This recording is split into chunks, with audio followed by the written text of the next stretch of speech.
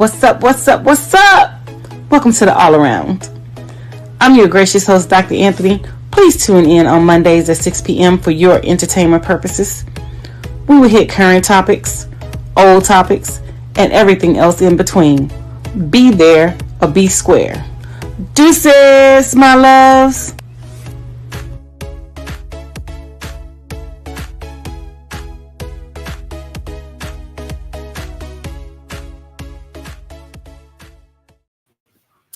Hi, welcome to another great episode of the All Around. I am your gracious host, Dr. Anthony, and we have some amazing topics that we are going to be discussing tonight.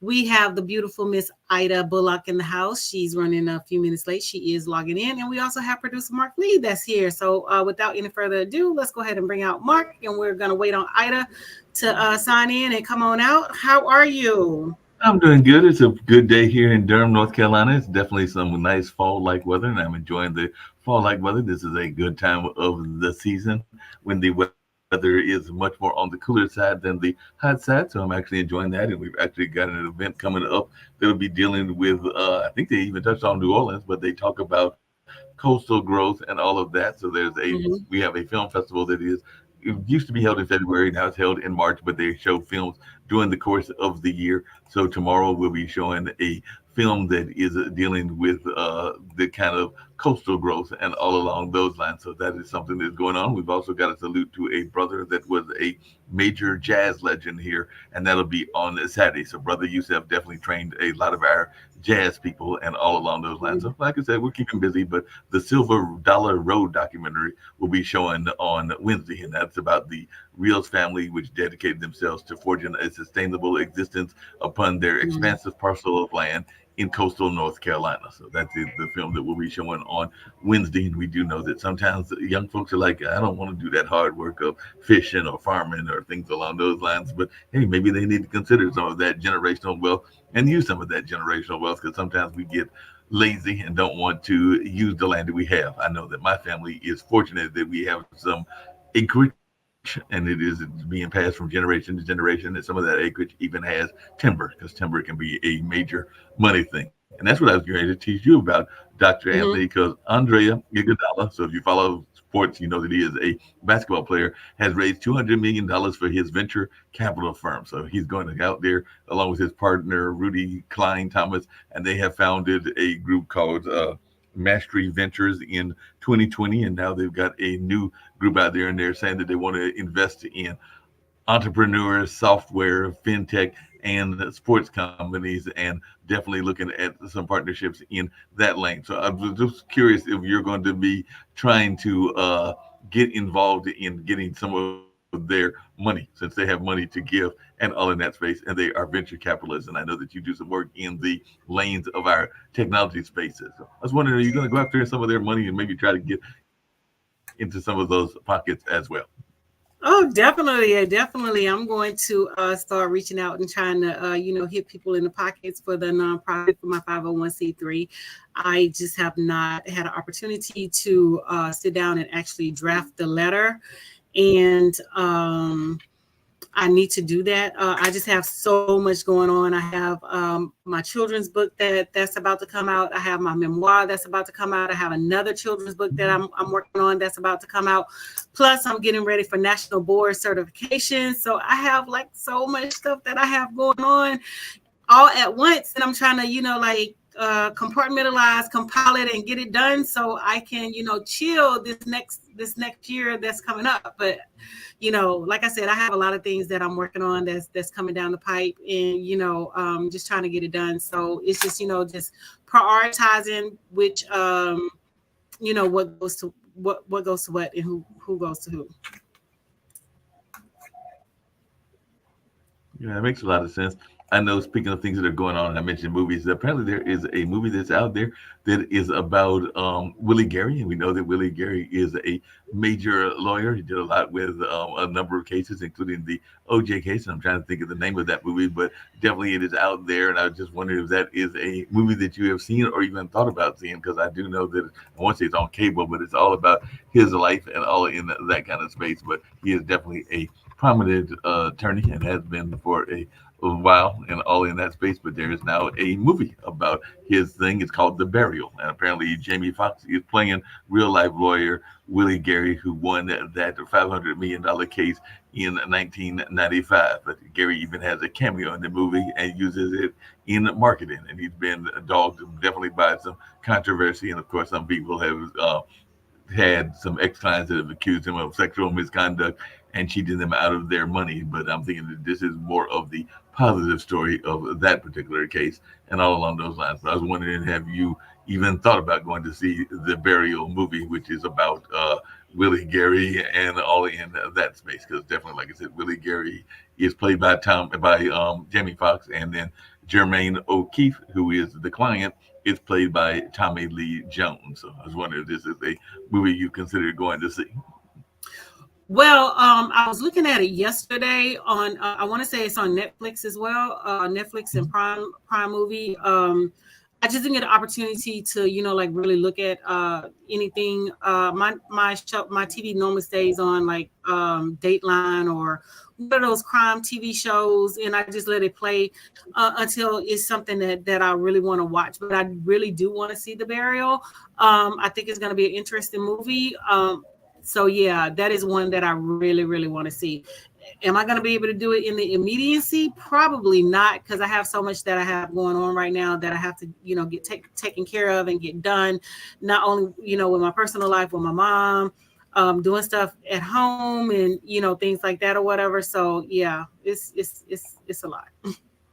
There's a lot going on. Speaking of a lot going on, there is a gentleman out there that some people like, some people don't like him, and all along those lines, and that is Don Lemons. And apparently there's some controversy around his inheritance or the money that he has gotten from inheritance and all along those lines. So I was just wondering if you had any thoughts, if you had heard anything about this, because anytime these folks or family members pass away, then there's always the fight for their money, and we definitely saw that with some major folks, Don Lemons being one of them. Definitely we've seen it with others as well, including some that are still living, where folks are thinking about what they might be worth whenever they are no longer here. I'm thinking about people like Mike Tyson and Chuck Norris and even Floyd Mayweather, who have a significant amount of money, and some people may be trying to figure out how they're going to get their hands on that money whenever these people are no longer here. So I'm just wondering, do we need to have, just like there are prenups in marriages, do we need to have like some arrangement for people to know what they're going to get before we leave this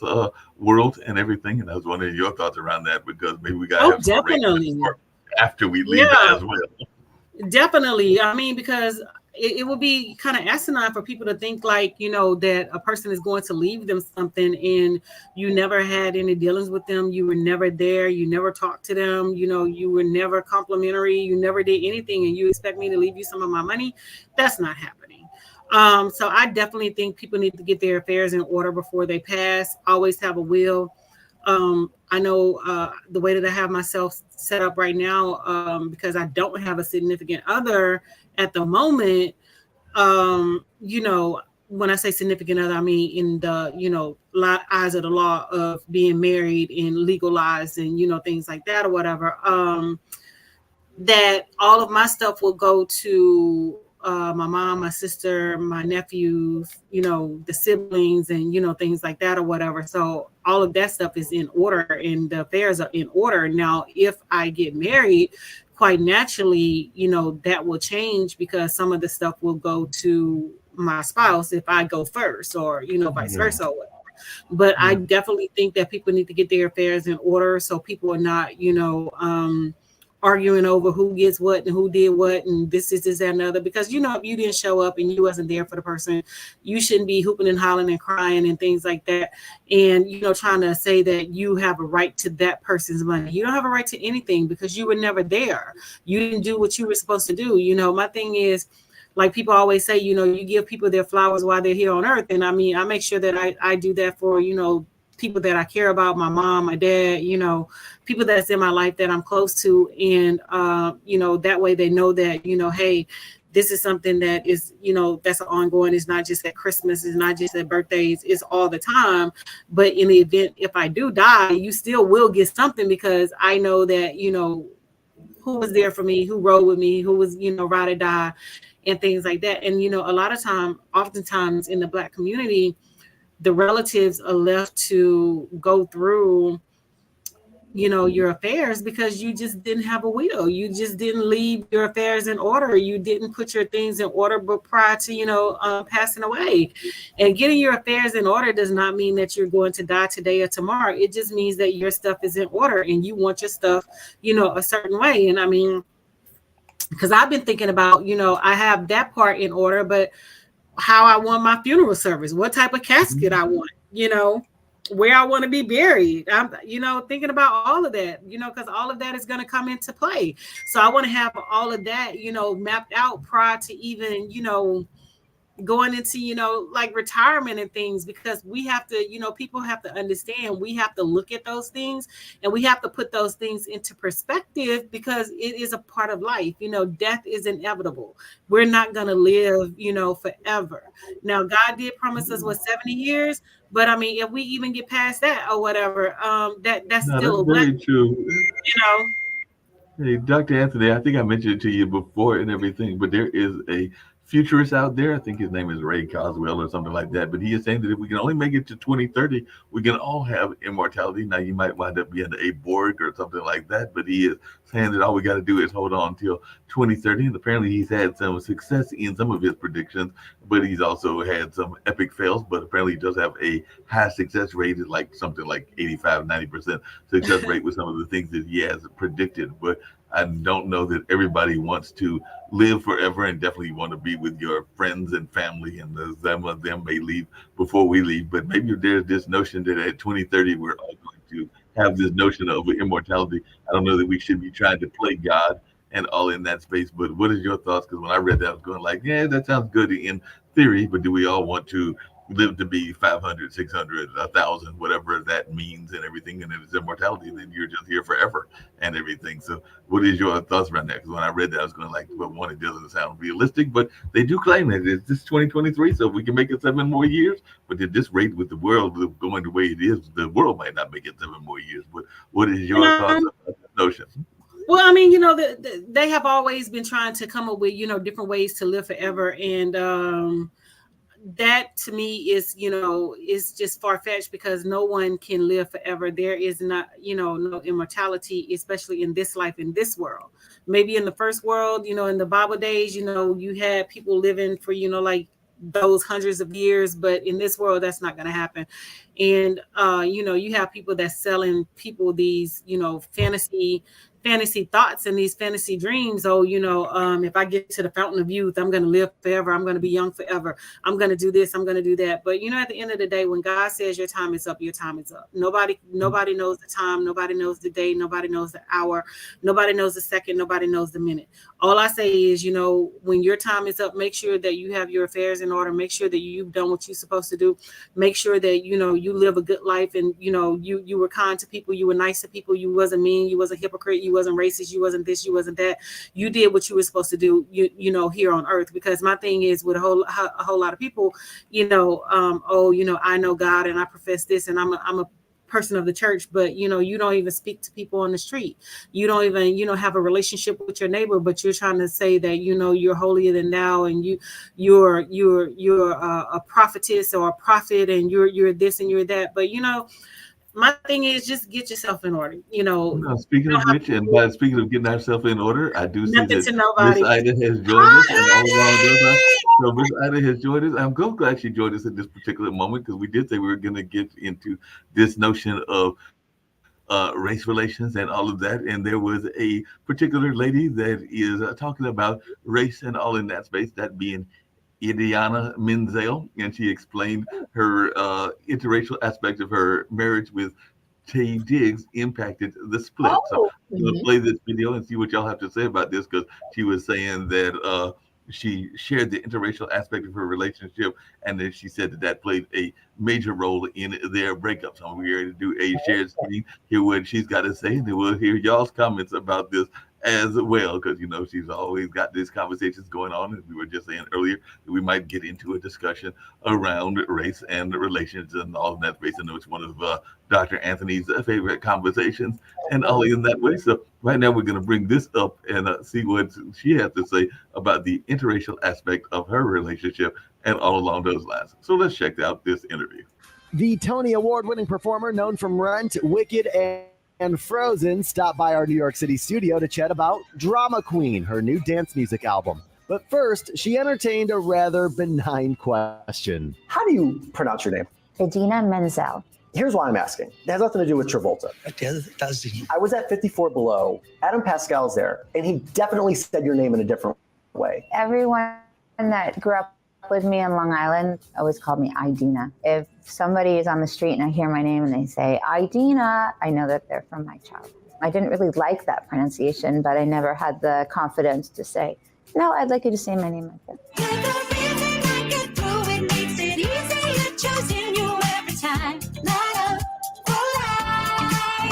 Have you ever been called the drama queen before? Yeah, I think so. It's certainly been called overly sensitive, a diva, or, very dramatic. And so that's my way of reclaiming the word for all of us who might get called drama queens and sort of putting a positive spin on it, because drama queens mean that we feel things really strongly and intensely and all these different things that make us super cool human beings. You've mentioned that when you're walking through the streets of New York and somebody calls out Idina, you know that they're from your childhood.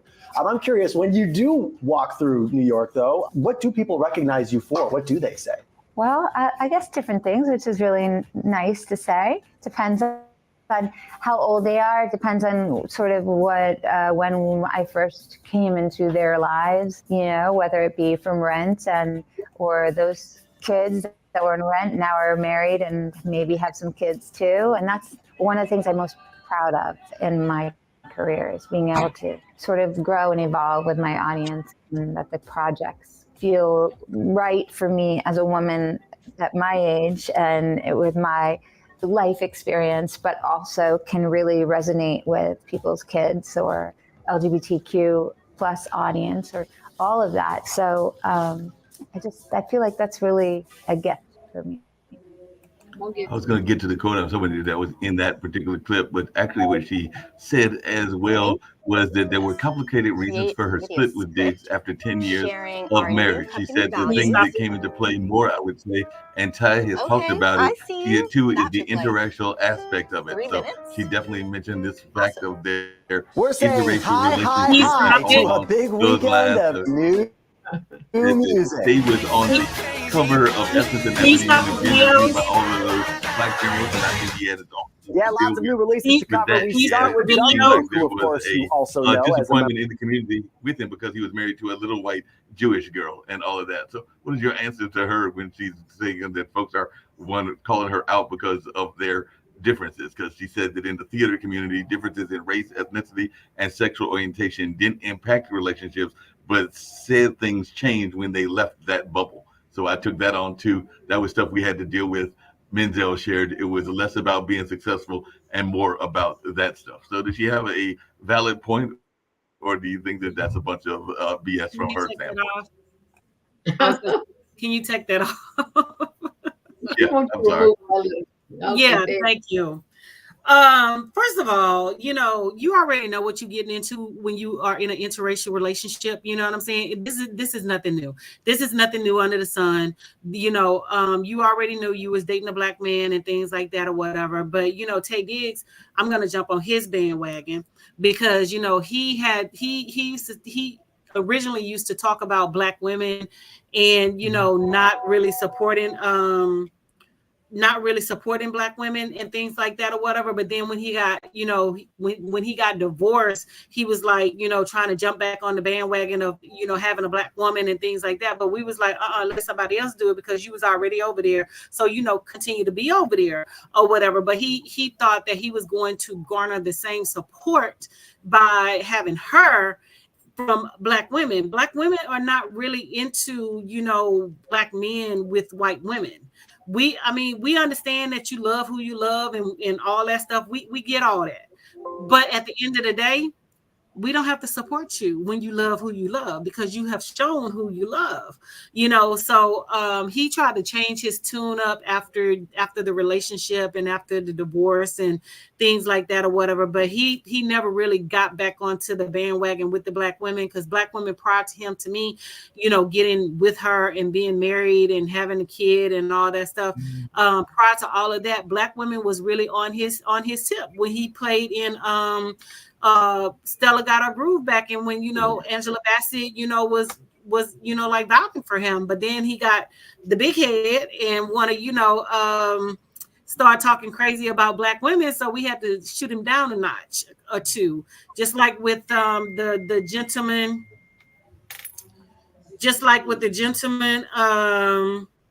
who did what's the movie that he came out with and no Black women supported his movie. He played in the movie with the young lady from England. You know, you guys know who I'm talking about? The young lady who she played the movie star, and he was her bodyguard. So he made a movie about slavery and things like that. So he thought Black women was going to support him, but when it came out that he was married to a white woman, and then this white woman ended up, you know, taking her own life, saying that she was assaulted by him and this, that, and other, whatever, Black women stepped aside and did not support him. And so he was trying to come back, you know, like, oh, why Black women is not supporting me, da da da da. Dude, you made your choice. You chose to be with a white woman, which we're not saying anything is wrong with that. But at the end of the day, you can't expect us to be on your tip and your bandwagon when you don't even support us in a way that, you know, we need to be supported. You chose your wife. You chose your one. She's white. So let the white people do it. Ida? Okay. I'm just saying. Yes, I'm not racist. I'm not racist or anything. I just speak facts. Okay. Go for it, Ida. I think when I think of as Dr. A quite eloquent expressed her views about Tay, the first thing that comes to my mind is Black Hollywood and Trophy. When O.J. Simpson got entangled with that, white America began to see our views of interracial relationship as it interfaced with Hollywood and the sports industry, that it was very well known when a Black man got to the epitome of his career, to select a white woman meant everything. It was like getting his golden pass. And in that process, they would then they would sort of step away from playing Black male heroes and roles because they had chosen. But when we look at Sidney Poitier and when the average Black man in Hollywood is in an interracial relationship. But my part that I agree with Dr. A, don't play both sides of the fence. Keep your relationship, keep it private. But once the relationship goes sour, don't try to come back and get this black card. Tiger Woods. So we see a pattern of it. I remember as Dr. A was talking, I thought of the young man, he said, "This is America." Donald Glover, and he talked about the plight of America. And then when people found out he had a white wife, they were like, no, sir, no way. So I think as we have continued to develop, the Black community is the Black woman, if we be honest. The Black community is the woman. And so what when I always look at interracial relations, we do love who we love. People have the right to fall in love with whoever. But we do understand in our Black community that we do have a certain level of self-hate, that you have some Black people that are not interested in Black love. And as a matter of fact, they want a biracial child. And some of this have been breeded into them in their own home, in their own communities. So when they go out the selection they do, and then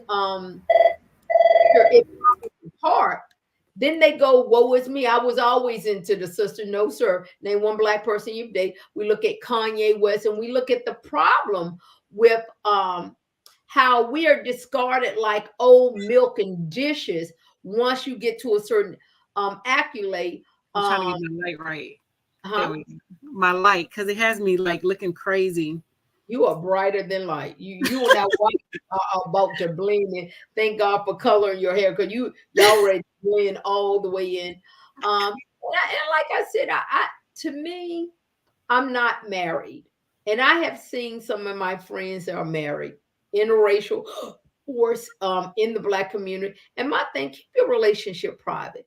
She's trying to promote clearly music, so she got to tag something that we have all. They've been divorced 4 or 5 years now. They've been apart from each other a while. And when I think the sad part about when people are promoting something, they will go places that they wouldn't go before. She should have went there when they were married. That was the time to talk about it. He never brought it up. He still is very problematic in the Black community. He was dating that guy from B2K, Baby Mama, and she's not Black. So, and so what people fail to realize, not people, white America understand that if you get the Black woman, who is the biggest consumer of the majority of everything, with the exception of sports, if you can get her to accept certain things, then you have crossover. Just like this guy, Kelsey Travis, that dated Black women all the time. Now dating Taylor Swift. And they said he went from like white bright to looking like the state trooper to stop you now on the street. So, and I think for us, Black women, we have to understand we are a commodity, and you do have to understand why is a person sometimes it's not love. Sometimes if you're dating somebody, you might be the come up, or is that what the expression they use, to come up? No, that's what it is, to come up. And so when the fall from grace come, and it does come, you then says, where can I go? Let me go back to my Black folks, the people I never claimed. And it's a wooing process that the Black community lets you come back. It's a wooing process. And as long as we don't have anything on Twitter or social media where you make problematic statements about us, we let you back in. But most of the time, these individuals have made very problematic statements about Black women. So that's definitely. And my thing is, you love who you love, you like who you like, but leave us out of it. You know what I'm saying? Don't be like, oh, I'm dating an Asian woman because Black women. I'm dating a Latina woman because of Black women. I'm dating a white woman because Black women. No, leave us the hell up out of it. If that's your preference. Yeah, P. Diddy, most of his kids are biracial with the exception of Kim Porter. He just had a baby called Love, the little girl. And so why bring these complicated things to us? After a while, we could see the visual aesthetics that this is what you want. Don't throw it in our face. But we do see the Black women coming down to that. We're not the trophy wife. We can help you with the come up, but once you arrive to a certain status, I remember Angela Stone was in love with what's that boy? Brown Sugar, D'Angelo. They would not let her be seen with him. And they talk about these artificial relationships, like Lori Harvey was with Michael Jordan to give some prominent to their careers. So sometimes these are company-driven relationships. She's promoting something. I'm not mad at her. When I think of her, I do think of Tay Diggs, because I don't know who she is. Otherwise, I don't care how you pronounce her name. I haven't been on the show in a while. Did y'all talk about Jada Pinkett Smith and her book? We haven't talked about her yet. It's called The Birth of a Nation. I'm sorry. We can go back to that. The Birth of a Nation. Remember when The Birth of a Nation came out, and he was going around trying to get all these Black women to support The Birth of the Nation, and the film actually flopped, and no black women actually supported the film and things like that. Because my thing is, again, you can marry who you want to marry, but don't think that we're going to support you and what you do once you marry who you want to marry, and you say what you want and you say what you got to say. You know what I'm saying? So don't think that in one capacity you're going to be over there saying, oh, this is that and the other, and then in the other capacity you talking backhandedly about Black women, but you want us to support you. No, let them do it. You know what I'm saying? But you see that you didn't get no support when we didn't step up and watch your film, because they didn't step up and watch your film. You got no support. Your film flopped at the box office. You know, so my thing is, and they were like, you know, oh, y'all should support his film. Why should we support his film? If he died today, guess who is going to get his money? Where it's gonna go? To his white wife. It's not gonna go back into the Black community. Just like with Kobe Bryant, he passed away. Who got his money? His Mexican woman. It didn't go back into his Black mama who gave birth to him pocket. His Mexican woman got it. You know what I'm saying? So when, you know, people are, you know, making comments and saying things or whatever about, you know, race and things like that or whatever. Well, like you said, I think you're riding the fence. You marry who you marry, and if you marry, so you marry who you marry. But if you're not, and I always say, am I my brother's keeper? If I'm a successful Black person, am I obligated to give back to the Black community to maintain my Black card? When we look at Kobe Bryant and they do have their names are on thing. As a matter of fact, P. Diddy was in Howard University last week. I think he donated $1 million to Howard University, and Jackson State, some HBC. I think, like I said, when we deal with our Black men and our Black women and who they look, I think it's very complicated sometimes. I think the Black community is a race hustle. I think we are used, sometimes manipulated. We see it very visibly in the political arena. I followed this guy on YouTube, and he's Anton the Millionaire, and he talked about Black Lives Matter and other things, and how the race card is a different card now. How we are, but people have always known, if I could get the Black women to buy into me, I'm going to be a millionaire. Definitely. But the thing about it is, and that's not what I'm saying. My thing is, you know, you can choose who you want to choose. I've dated interracially, you know what I'm saying? But I prefer Black men. And that's just my preference. I prefer Black men over any other race. It has nothing to do with me not liking other races and things like that. But that's my preference. And I'm cool with saying it. The problem that Black women have with Black men is they always put us into the situation, and they add us into the equation of why they are dating who they're dating. We don't care who you're dating. Leave us out of it. You know what I'm saying? If that's what you want to date, go out and date that. Go out and date that person. If you don't want to date that person, don't say I'm dating this person because Black women are loud. We already know we loud. Don't say I'm dating this person because Black women are like this. We already know we like this. Just say I want to date this person because that's my preference. Go ahead, Mark. I hear what you're saying and everything, but I was ready to bring up another topic, but it's similar and everything, because there was a major athlete. We talked about athletes earlier, but he called out his son's rap career because he was like basically saying, you know, you did live in a life of privilege and all of that, because he definitely was calling out his son and saying that he grew up in a gated community your whole life. So Michael Irvin, a Dallas legend, made that statement about his son's rap career and all along those lines. So I was just wondering, is that something we also need to be aware of? Is sometimes that folks are coming up in privilege and maybe they're not giving any credence to the fact that they came up in these privileged environments. So his exact quote is, "I got a son. He raps. His rap name is Tut Tarantino." Irvin shared at the 449 mark of a show that he was part of. If you ever listen to some of his raps, I'm like, oh my God, where did this come from, son? You grew up in a gated community your whole life, but he's rapping my life, because we romanticize and fantasize about that old thug life, ghetto life, and all that stuff. When we are actually used to work to get away from, now we've gotten to a place somehow where we're running back towards it in the music, in everything. So does he have a valid point? Are we kind of romanticizing his thug life? No, he does have a valid point. My thing is, you already know you cake. You know what I'm saying? So stop trying to be something that you're not. You're trying to rap about a lifestyle that you have no experience, rapping about.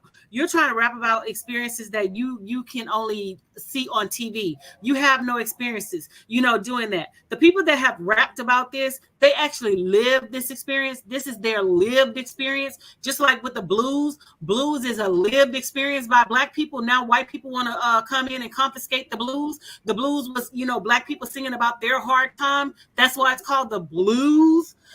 So my thing is, just stay in your lane. If you want to rap about, I grew up in a gated community. I didn't do this and I didn't do that. Da, da, da, da. Stop trying to be something that you're not, because what's the next on the path is you're going to go out there. You're going to try to rob somebody. You're going to try to steal something. You're going to try to kill something. You're going to try to do this to prove that you're hard when we already know that you're cake. You know what I'm saying? So rap may not be for you. Rap is not for everyone. Rap is not a thing that, say, like, hey, Dr. Anthony, you come from Louisiana. You can be like Big Frida. You can do bounce. No, Dr. Anthony can't do bounce. Dr. Anthony can't sing. Dr. Anthony can't rap. You know what I'm saying? I do what I do. I'm very intelligent. I write books. I speak at, different conferences, and I speak at different, platforms and things like that. So I know my lane. I know where, I'm supposed to be. Now, would I like to have a singing voice? Oh, hell yeah.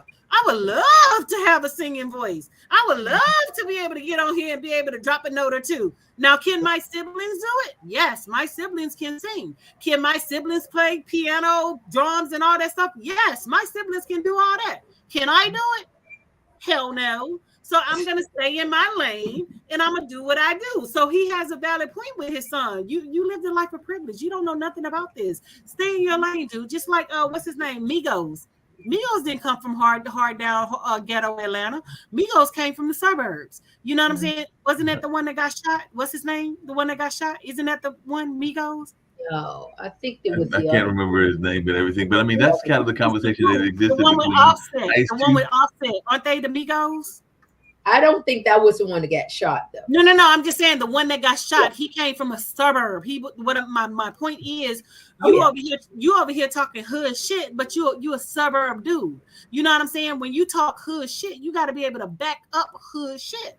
And he, I guess he just thought the people was just gonna let him just come down there and talk and say whatever he was gonna say and do whatever he was gonna do and walk away. But that just didn't happen. So my thing is, like the man father said, baby, stay in your lane, know where you belong. You know what I'm saying? If you're not built like that, don't try to be out there like that. We already know you're not built like that. You know what I'm saying? So stop trying to play a persona and a role that is not meant for you.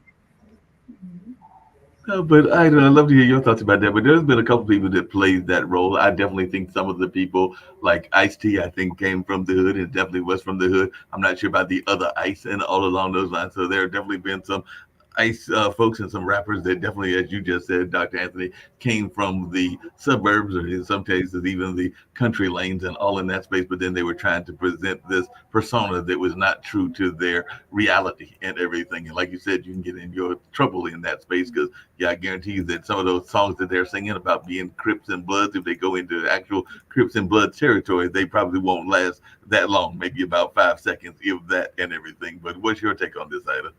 I agree with Doctor. I think when you hear the word rapper, it is synonymous with drug use, running hoes, gangster. It's a persona that comes with that. Is that fair? Absolutely not.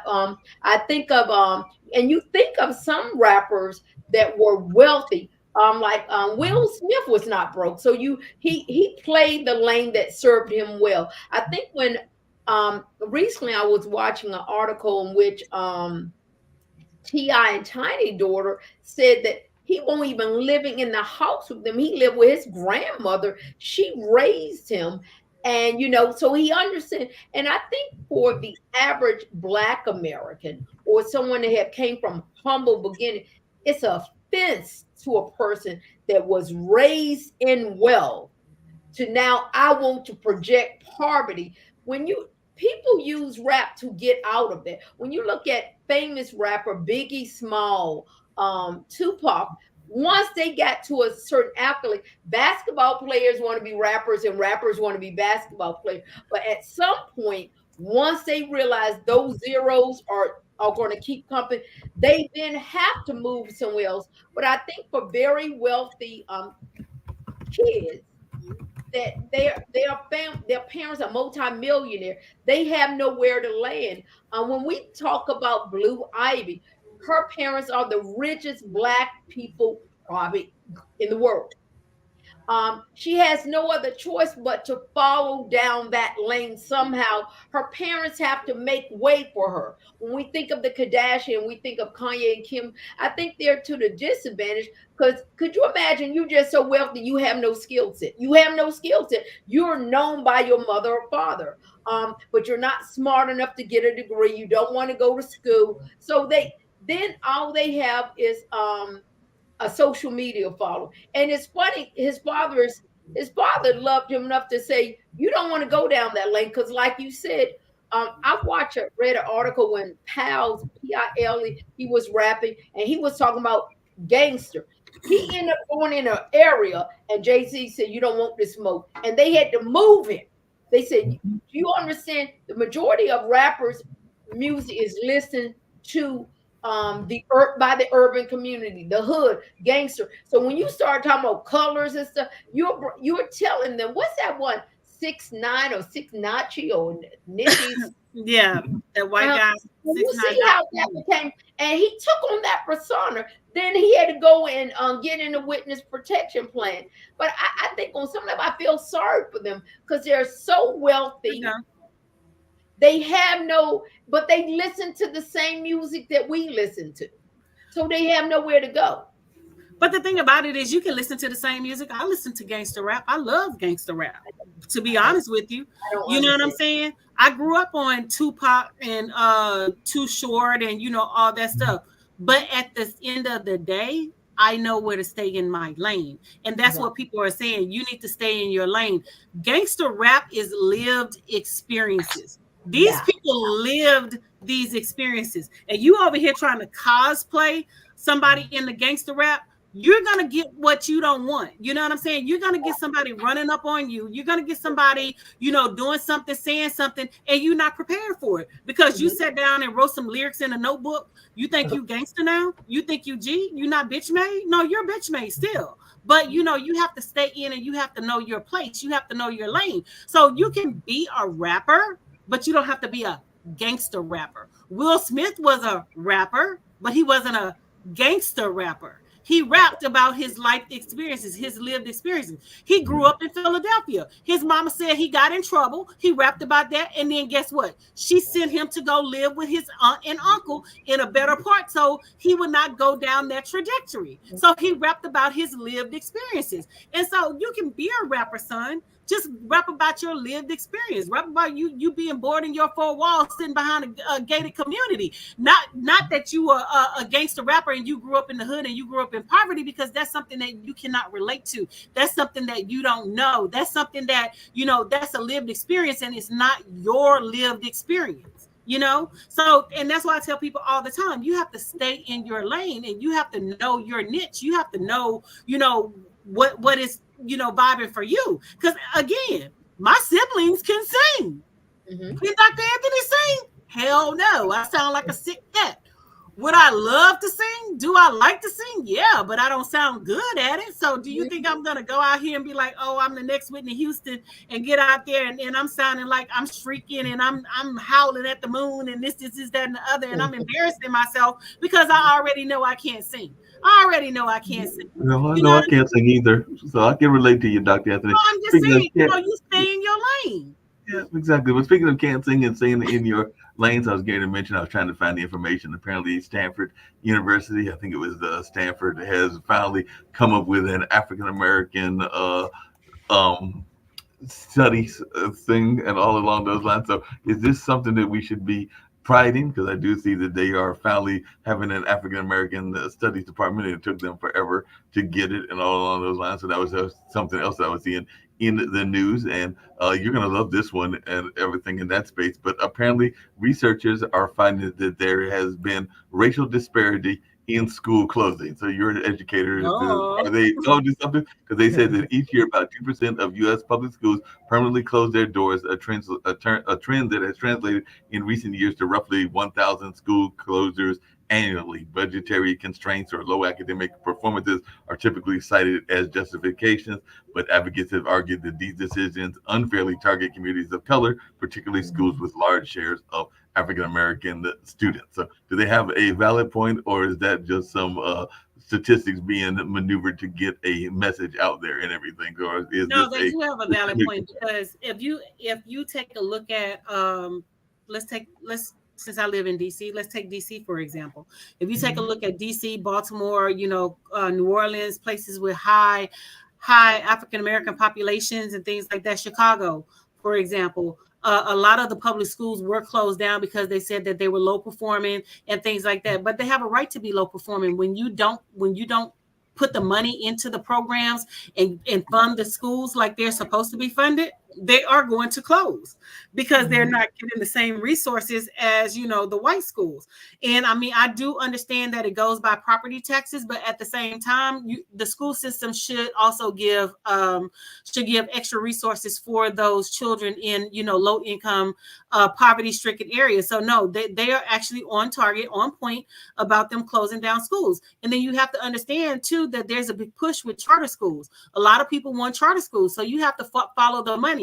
They don't want a regular traditional school because they don't really make money off the regular traditional schools. They want charter schools, and they want the creme de la creme of students, the top of the line, the top notch and things like that. So I tell people all the time, around this time, October, November, watch how the influx of public school students start going back into public school. That means that the charter schools have received their funding. Once they receive their funding, then they get rid of the problem students, but they don't get rid of them until after they receive their funding.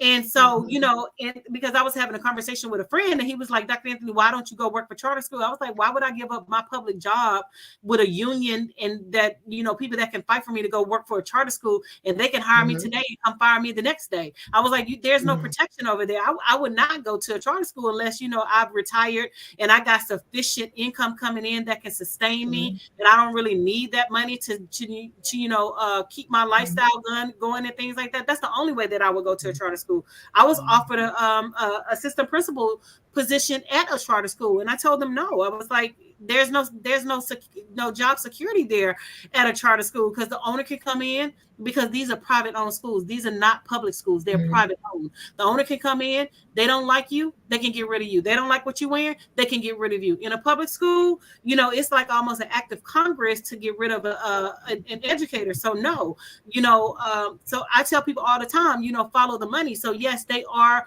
underfunding schools in the Black community, in the Black neighborhoods and things like that or whatever, because they want to close those schools, because guess who's opening the charter schools? You guessed it. Ding, ding, ding, ding, ding. All of your white counterparts are opening the charter schools. So they're getting all this public funding and this money and things like that. And don't get me wrong, you do have Black people that are opening charter schools, but the charter schools are not being opened at a rate like the white people are opening charter schools. And so they want those charter schools so that they can receive that public funding, but they can also get rid of that child at the same time. Speaking of that public funding, and that's where I was getting to, because Stanford is a PWI, for those that are not familiar with the term. That's predominantly white institution and everything, but they have approved the creation of the Department of African and African American Studies at Stanford, which is considered like a West Coast Ivy. I'm wondering how much of the professors and how much of the teachers are actually going to be people that are of our background and all along those lines, or they're going to have a bunch of individuals that are academically qualified but maybe aren't qualified in experience running this particular institution. Like I said, I don't know who they're going to hire, and I don't know, maybe they'll even get the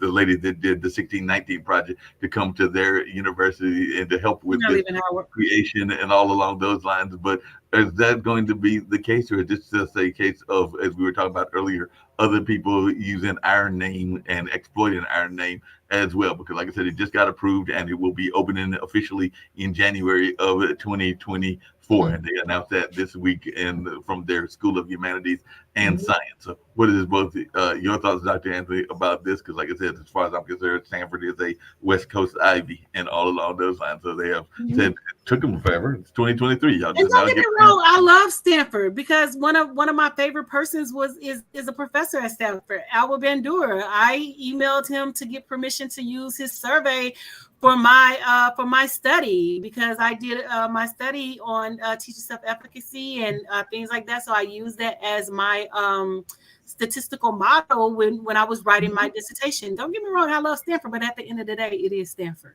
It's just like Harvard. It's Stanford. So they may have like one or two of us in there, but at the end of the day, you know, it's going to be whitewashed, just like a lot of the other programs and, you know, things like that. We're going to have, you know, white people teaching Black history like they do, and it's going to be whitewashed, I think. Speaking of whitewash, I'd love to hear Ida's thoughts around that.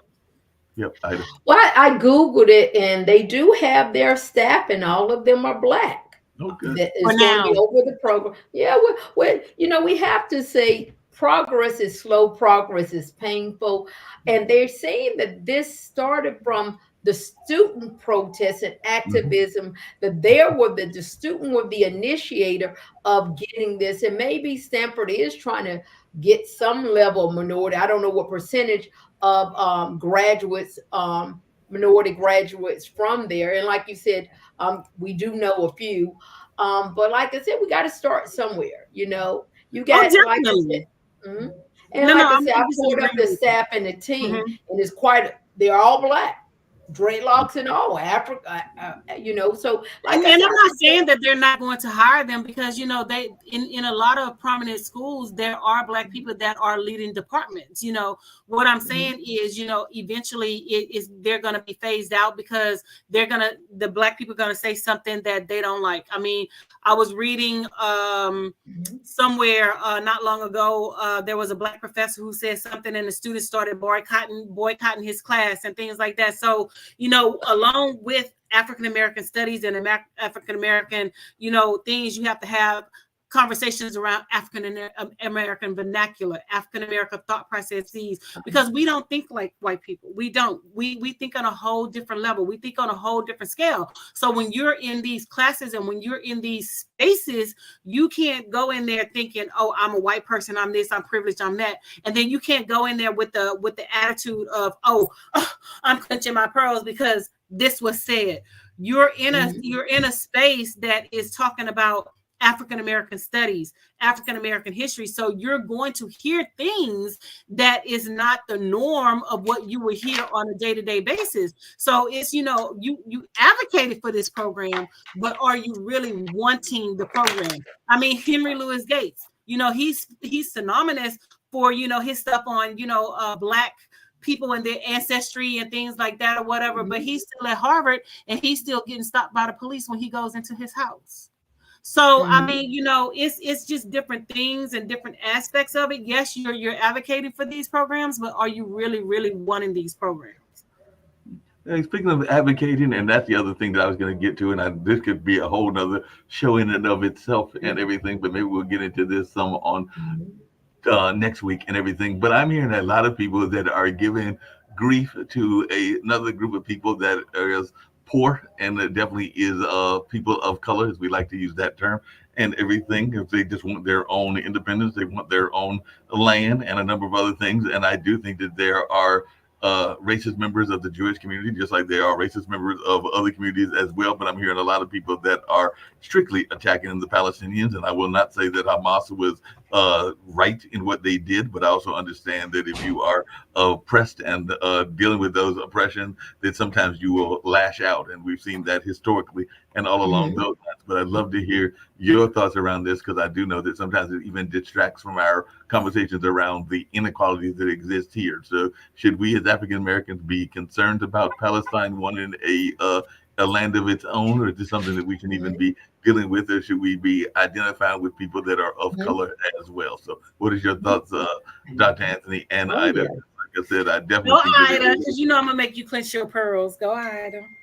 Well, I think this is a religious war. I think when people think of Israel, they think of the Bible, and so it's a very touchy subject from the religious political community, people, and I've been trying to follow it, in the news from Fox, CNN to the Young Turks, and so then people get into it as a humanitarian issue, but you got to realize Israel. I think a couple of years ago when President Obama was in office, and he said some statements about Israel, they begin to say that he was Muslim, and so it's a sticky situation because Israel is deemed, even to the non-religious person, as the chosen race, the chosen sector. So you see these people now saying, "I'm going to do everything I can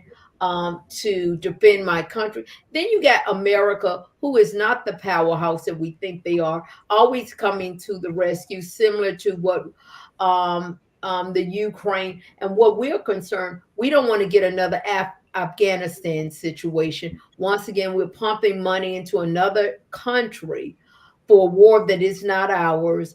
And the average American really don't care. They don't understand. When all people hear is the word Israel, then they say, Israel, Bible, what does that mean? And I think, and some of us are following because you got American hostages over there. America is always concerned with America, but America is always concerned with being the big brother, the rescue of the global nation. And so I think this started around some type of conversation between Saudi Arabia and Israel. They was getting ready to have some type of talk. And I always think about this, America, to be quite honest, because the sad part about Americans, I'm American, we're only concerned about us. And really, some people only concerned because you got Americans over there.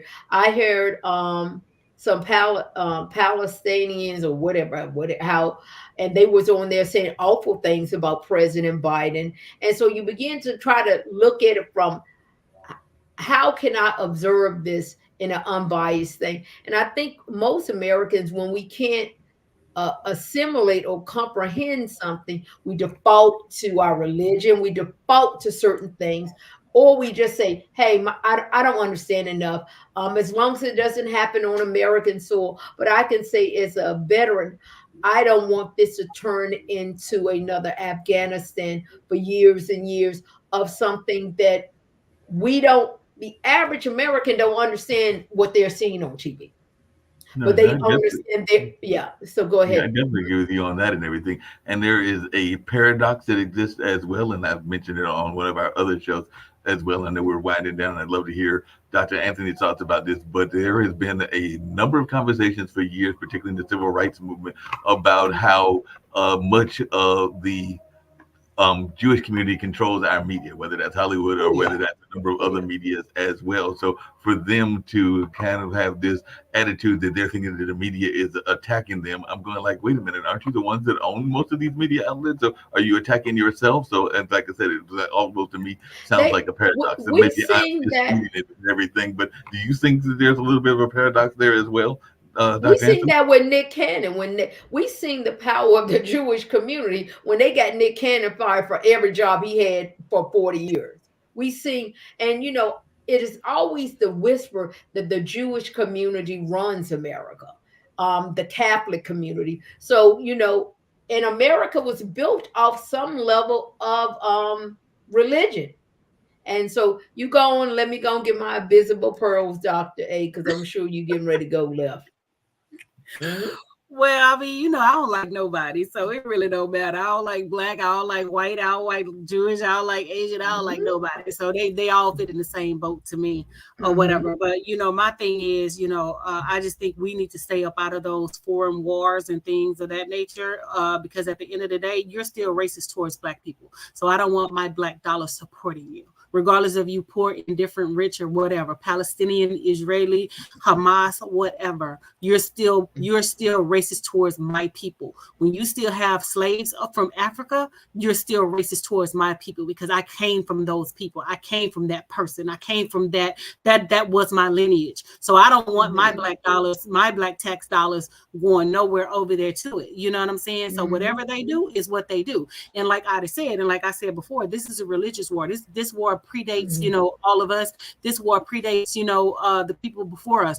This war has been going on based off of the Bible for years and years, and it's going to continue to go. It's based off of the descendants of two brothers who were fighting way back in the Bible day, and that's what a lot of people don't understand. And you cannot win a religious war with man-made weapons. So as far as the United States is concerned, I think we should sit it out. I don't think that we should get involved. I don't think that we should have no parts of it. But quite naturally, you know, this is just Dr. Anthony thinking, you know, it's not going to go this way. We're already involved, and we're already taking the side of Israel and, you know, things like that or whatever. But as far as me and mine, you know, they can kick rocks, they can do what they want to do, because y'all still racist towards black people at the end of the period. I agree, and as you like to say, the clock on the wall says it's about that time and everything. But it's been a great conversation. We definitely had some important things that we're discussing. I know we'll get to some other ones as well on next week. But glad to see that Ida's back in the house, and she was away from us for a while. So we're definitely looking forward to these conversations every Monday. Yeah, the clock on the wall says that's all. Make sure you guys click like and share. And we've had a couple shows hit that you know, top 10 up in the top 5 spot. So we're trying to get to number 1, and you know, we get a lot of support from overseas, a lot of, you know, nations that are over there. So we need to get you know, the support from right here at home. So make sure you guys, like I said, click like and share, and you know, check out podtv.tv, and you know, check us out on there as well. So again, the clock on the wall says that's all, and we will see you guys on next Monday. Deuces.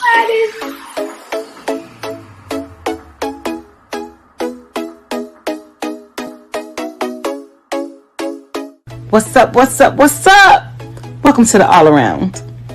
I'm your gracious host, Dr. Anthony. Please tune in on Mondays at 6 p.m. for your entertainment purposes. We will hit current topics, old topics, and everything else in between. Be there or be square. Deuces, my loves.